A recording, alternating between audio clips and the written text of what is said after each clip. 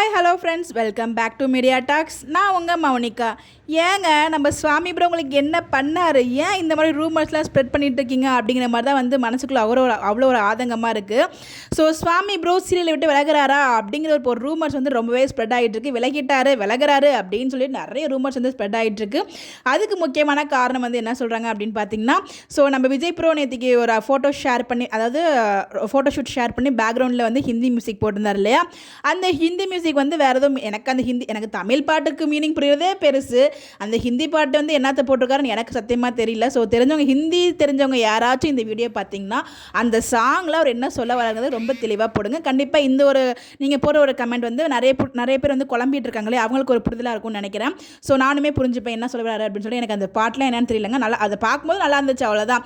அந்த பாட்டில் ஒரு லைன்ஸ் வந்து பார்த்தீங்கன்னா மேபி அது ரிலேட் பண்ணுற மாதிரி இருக்குது அப்படிங்கிற மாதிரி சொல்கிறாங்க. இந்த வீடியோ பார்த்துட்டு இருக்க யாரும் நீங்கள் அதை நம்பிட்டு இருந்தீங்கன்னா நம்ப வேண்டாம். ஸோ மறைஞ்சவர்களுக்கு இந்த வீடியோவுமே ஷேர் பண்ணுங்கள். அது எல்லாமே போயிங்க நம்ம விஜய் அப்படிங்கிற கேரக்டருக்கு சுவாமியை தவிர வேறு யாரை போட்டாலும் ஆப்ட் ஆகுது. ஸோ அவங்க ரெண்டு பேருமே, விஜய் காவேரி ரெண்டு பேருமே வந்து பார்த்தீங்கன்னா அந்த கேரக்டரை உள்வாங்கி அந்த கேரக்டராகவே நடித்து வாழ்ந்துட்டு இருக்காங்க.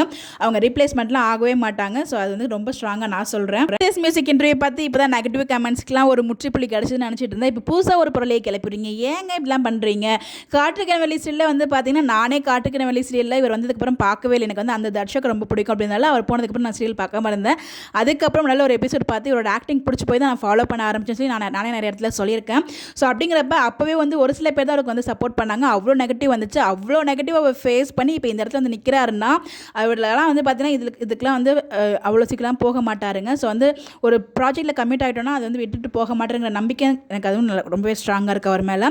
ஸோ அவர் சீரியல் விட்டுலாம் போகலை. ஸோ யாரும் வந்து ரூமர்ஸை ஸ்ப்ரெட் பண்ணாதீங்க.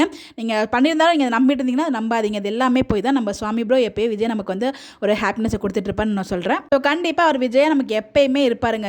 மகாநதி சீரியல் எப்போ எண்ட் ஆகுதோ அது வரைக்கும் விஜய் காவேரியை நமக்கு சுவாமி அண்ட் லக்ஷ்மியாக தான் இருப்பாங்க. அதில் எந்த ஒரு மாற்றமே இல்லை. நீங்கள் யாரும் குழப்பிக்க வேண்டாம்.